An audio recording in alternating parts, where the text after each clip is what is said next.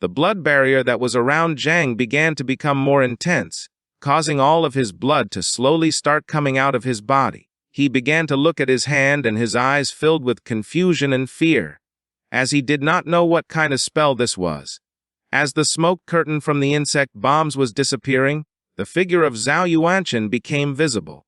He started staring intently at Zhang with a murderous gaze, clenched his fist tightly, and used the ability called compressed blood.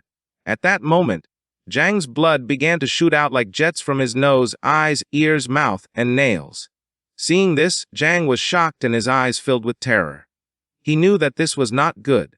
Uncle Zhai Gang realized that if this continued like this, something bad was going to happen. He tried to act but was unable due to the barrier that Zhang had created around them. He could not help but despair and began to hit the barrier with both fists. He knew that this was his fault for having allowed Zhang to enter the Tanjiao camp. But fortunately, Gu Qishen and Hong Yao were not going to allow this to happen. Both jumped, drew their weapons, and prepared to intervene. Seeing this, Luo Sando and Mu Hankyu, who were worried about him, also filled with courage. Both jumped and began to advance towards Zhang as they were not going to allow him to die. But just before they could make another move, some ropes made of energy appeared and wrapped around their waists, leaving them immobile. They were somewhat confused as they did not know what was happening or where these ropes had come from. The ropes brought them back to the floating island. The man with pink hair put his hands on his hips and mentioned that jumping to rescue Zhang in a situation like this was seeking death. The other man who had summoned the ropes and was standing next to him simply remained silent. Luo Sando, who fell on her butt on the island, realized that the gray-haired man was her father, while on the other side Mu Hankyu, who was lying next to her, turned around and realized that the other man was her grandfather. Mu Hankyu stood up and with a desperate look asked her grandfather to please save Jiang Chen. Luo Sando did not fall behind. She also stood up, turned around, and with a firm look asked her father if they had any treasure that could save Jiang's life. Luo Sando's father did not lose his composure in this situation and with a calm look replied that they had no treasure that could save him. Mu Hankyu's grandfather began to look at her, and with a sincere expression mentioned that once the forbidden curse of blood explosion affected the opponent, all that was left was to wait for death. The one who had cast the spell was Zhou Chen, so all they could do was watch. The king of the celestial sword and the others had gone to save Zhang. Now all that remained was to see if they could negotiate with Zhou Chen to spare Jiang Chen's life. Something that was not going to happen since he wanted to avenge the death of his two grandsons at all costs. While Zhou Chen was flying in the sky and had his fist clenched with which he was controlling the blood spell, Gu Kaxin appeared, began to draw the sword with his hand and ordered him to stop. Hong Yao, who was flying next to him, started shouting, called Zhou Chen an old bastard and ordered him to undo the spell. Of course their plan did not work. With a sincere look, Zhou Chen revealed that there was no more time. As Zhang was about to explode, he was relieved as he would finally be able to avenge the death of his two grandsons. Seeing that the persuasion plan had not worked, Gu Kaxin drew his sword and launched a powerful cut towards him, thinking that he was seeking death. Upon seeing this, Hong Yao decided not to stand idly by.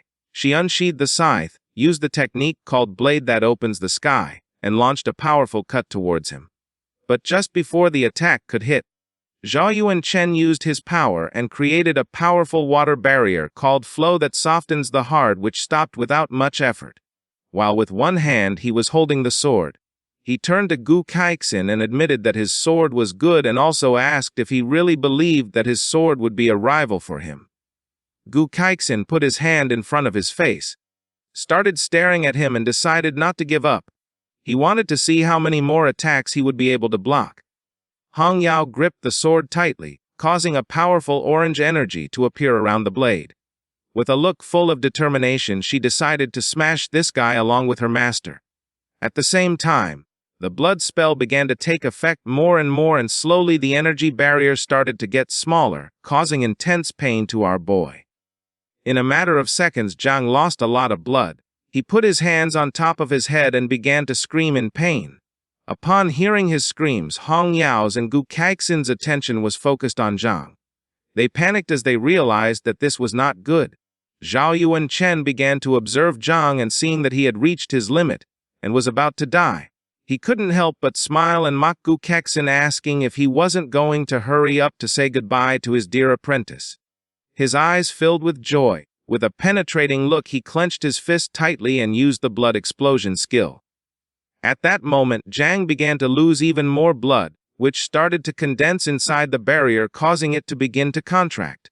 Due to the pressure, not long after, Zhang's body began to grow larger, until several seconds later, a great explosion was created, which created a curtain of smoke in the sky. Upon seeing this, Uncle Zhai Gang was shocked and could not help but start crying. Auntie's eyes filled with tears. She could not believe that Zhang had died. Gu Kaixin was left speechless and his eyes filled with terror upon seeing that his beloved apprentice had died. Hong Yao, who was next to him, could not help but start crying, even though she had not known Zhang. For her, he was like a little brother. Luo Sandao and Mu Hankyu were shocked and terrified at the same time. With a desperate look, Mu Hankyu thought this was impossible, and she came to the conclusion that Zhang was joking with them. Luo Sandao did not want to believe that he had died, so she thought she was right since Zhang always used to joke. Zheyuan-chun, who was wielding the sword with one hand, raised his head and started laughing like a madman, and told his grandson Zhao Beihang that Grandpa had avenged his death. While he was enjoying this moment, Gu Kaixin began to advance quickly towards him and filled with courage. Even if he had to risk his life, he wanted to kill Zheyuan-chun at all costs. Hong Yao also began to advance towards him. She was not going to let her master act alone. She firmly believed that together they would be able to kill this bastard. Upon observing this, Du Wenfeng's eyes filled with fear as he realized that a death battle was about to begin. He explained to the god of war that if he did not intervene soon, the south of the Yangtze River would fear for its life. The god of war thought that he was right. In the blink of an eye, Gu Kaixin and Hong Yao reached Zheyuan-chun and prepared to attack. But at that moment, the god of war used his powers, causing a powerful energy to appear around their bodies, leaving them immobile. Hong Yao tried to move, but her body started trembling, while on the other side, Gu Kaixin made no movement. Zheyuan-chun tightly grasped the sword and remained silently observing them. The god of war mentioned that although they wanted to have a decisive battle, they could not fight here, so he suggested changing places to fight. At that moment, poisonous mists began to appear and Zhang's voice started to sound. He did not want anyone to intervene in the battle that the two of them were going to have. Upon hearing his voice, Zheyuan-chun turned back, and upon seeing the poisonous mist, his eyes filled with confusion and many questions. He did not know what was happening here. Not long after, once the poisonous mist began to dissipate, Zhang, who had previously died in the explosion, appeared and started staring at him intently. Upon seeing that Zhang was alive, Gu Kaixin and Hong Yao were shocked. They did not know how this was possible. With a serene look, Zhang asked old Zhao if he really believed that he would kill him so easily, revealing that he had many more cards up his sleeve than he imagined. Zheyuan-chun began to observe Zhang with an incredulous expression. He did not know how it was possible for Zhang to be alive when he had just seen him die with his own eyes. Beifeng started to sweat and many questions came to his mind. He did not know if Zhang had any other type of hidden power.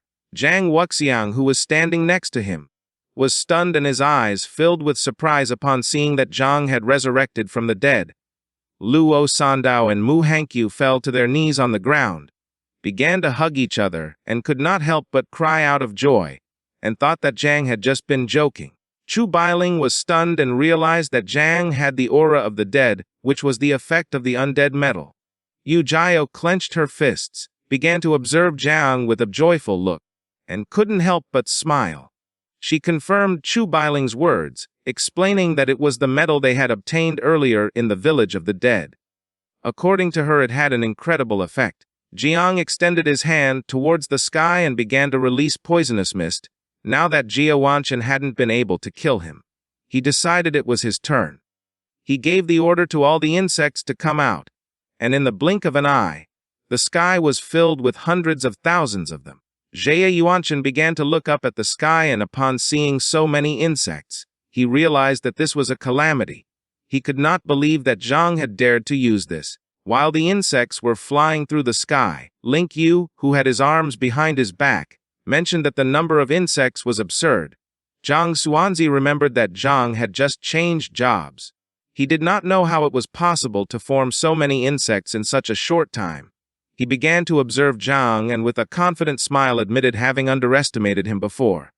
Upon hearing this, Link Yu's gaze also fixed on him. With a smile he realized that Zhang Xuanzi had made a decision.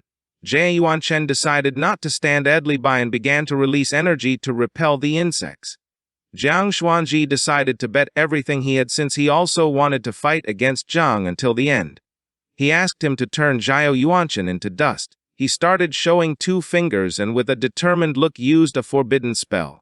But just before he could use the spell, the god of war used his power and a powerful energy appeared around Jie Yuanchen's body. He tried to move but was unable. He did not know why the god of war was doing this. Zhang decided not to waste this moment. He began to control the insects, making them start to approach him, creating a bunch of small explosions. Upon witnessing this, Mu Hankyu could not help but be astonished. According to her, it was strange since there was no reason for the god of war to help Zhang. Her grandfather began to observe Jiang and with a smile mentioned that the reason behind this was very simple. With a smile, Zhang extended his hand towards him, causing all the insects to start moving towards him. Her grandfather explained that people who possess calamities were too cautious to risk fighting someone like Jie Yuanchen. But nevertheless Zhang was different, since he had raised hundreds of thousands of insects in a very short time, and his talent was incomparable. In such an existence was enough to make him different from the rest and nullify all the rules. She understood that showing the calamity had not been reckless, but intentional. The hundreds of thousands of insects began to explode near Jie Yuanchen. With a look full of rage he mentioned that all of them must die. According to him, the people of Daxia deserved death. The explosion slowly began to consume his body, causing him to open his mouth and start screaming in agony. He asked Zhang not to think that he would be able to finish him off so easily, revealing that he still had an ace up his sleeve. This is the end of the video. If you guys want to see the next part,